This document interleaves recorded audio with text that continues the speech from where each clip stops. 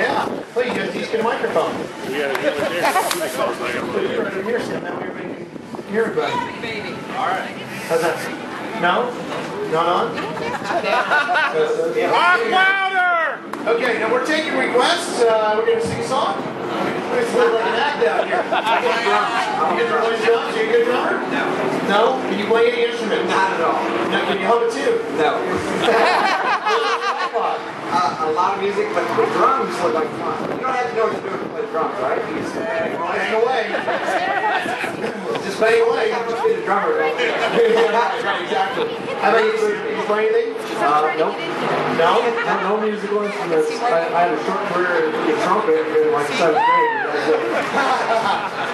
What was your best song on trumpet? I don't know. I don't think I could play Twinkle Twinkle Little Star if I had to.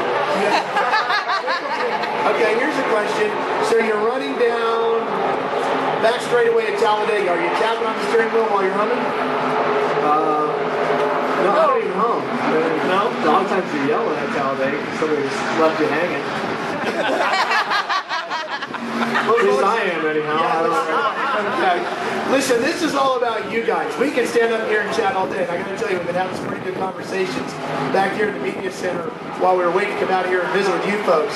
But I want you guys to be able to ask whatever questions you might have. This is your opportunity to get to know these guys. So if there's any questions you folks have, please raise your hands up, and I'll call you out, and we'll see if we can get some questions for you. Anybody got one? Who wants to start? Yeah, right here in the Dale Jr. shirt.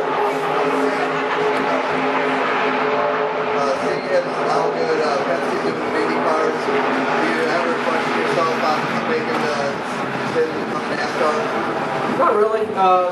I came over here and decided to run NASCAR because I wanted a new challenge. I've been in Indy cars for 8 years. Everything I'd done until I got to the Indy Racing League was in preparation to be an IndyCar driver. I had an experience throughout that 8 years as an IndyCar driver, having an opportunity to go and run IROC races, to go run a couple nationwide races. I got to see how much different it was, how much I had to learn. Plus, we had a great sponsor with Mobil One wanting to go full time. So everything just kind of worked out well, where it was something that I could go over. I could do it with a team that I've been racing with. I could do it with a sponsor that I've been with. Team and the sponsor that both want to be there. And obviously, I feel like if I would have stayed in Indy cars, or I would still be winning and still be competing for championships over there. But I felt like this was the next challenge, and it was all about taking it to the next level and trying to get to the point where we can compete over here. Anybody else? Who's got a question? Yes, sir. Sure, Brad.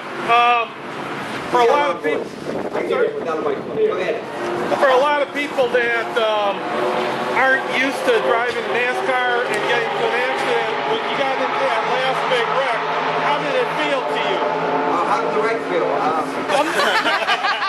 didn't mean it that way, but I mean as a driver, it goes so fast.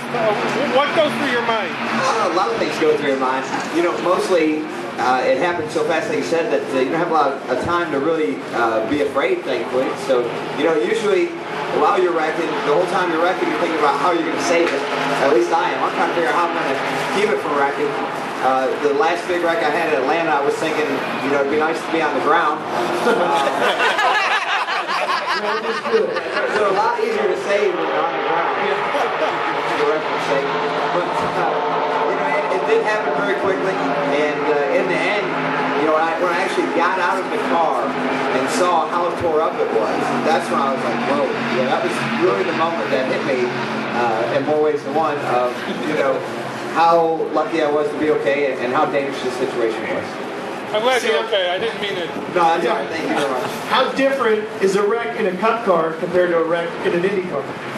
You got to remember that you're going about 50 miles an hour slower most of the time with the stock cars. As far as most of the average speeds that you run at, you come here, you run 180. With the stock car, you run over 215 with the Indy car. So you just obviously they're going to hurt a little bit less. Plus, the stock car is generally a lot bigger, a lot more crumple zone, so a lot more weight. So you slow down as you're sliding towards the wall. It doesn't hurt nearly as much, but still, it's never any fun in either one of them. But it was interesting. Brad said that a couple years ago we ran over a piece of debris at Indy with an Indy car and lifted the front end of the car up and actually did a backflip down the straightaway. And even though you're in the air, your body's still telling you and your brain's still telling you, I got to try to steer out of this or whatever. You're in the air. you got, what are you going to do? You're still on the brakes, you're still trying to turn the car. What are you going to do? It's a rugger. All right, who's got the next question for us? Yes, ma'am. Do either of you have a certain routine that you do before each race? You got any routine that you go through? I'm sleeping in. I like to sleep. Does that count? I do that normal, so... So you're not doing anything to help the image of the driver right now.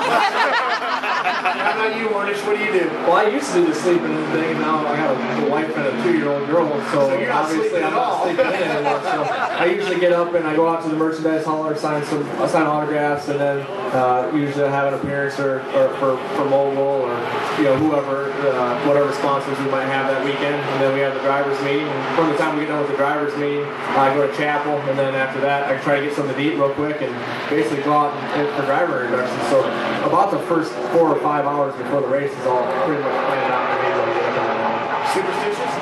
Not superstitious. I get in the car with my right foot first every time, only because... I'm not superstitious, but I get in the car every time. Think about it. You can't get it in the left foot, you get it in backwards. Everybody always says, it's like you get in the car from the left. Well, it's the closest one to the wall, so I mean, that's what you got to do. You can't get in the right side of the car.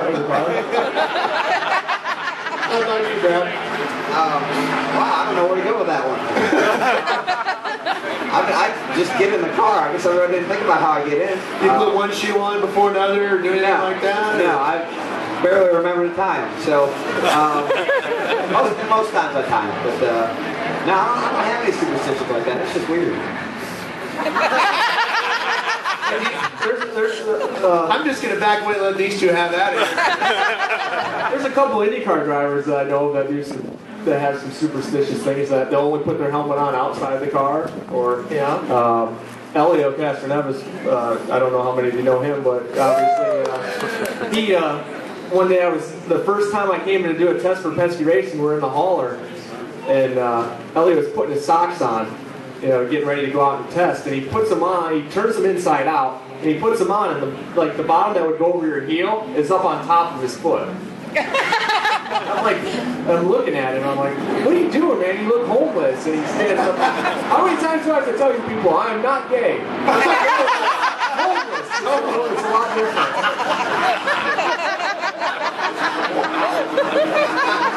He said it was more comfortable to have his sock inside out and upside down, but I don't understand how that works. I've seen some drivers that wear 2 different colored shoes, like a blue on the left and a red on the right, something like that. Not for me. Yeah. All right, where are we going next? Who's got a question for me? Right over there. Or for these guys? Yes, ma'am. Everybody needs a microphone. Oh, are you cold? Where's your coat? Where's your coat? I was waiting for the second question, but where's my folks in North Carolina?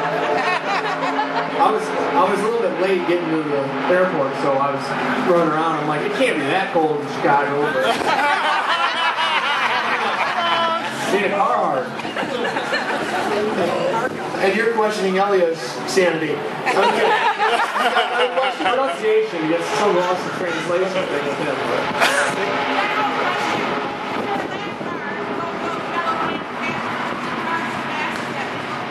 If you go below the yellow line, if you're a lap down, I think anytime you pass below the yellow line, you're going to get penalized for it. I don't know if there's any clarification, but I'm sure that they figured out real quick. What's your thought on that? Do you like that rule about not being able to go below the yellow and all that sort of stuff?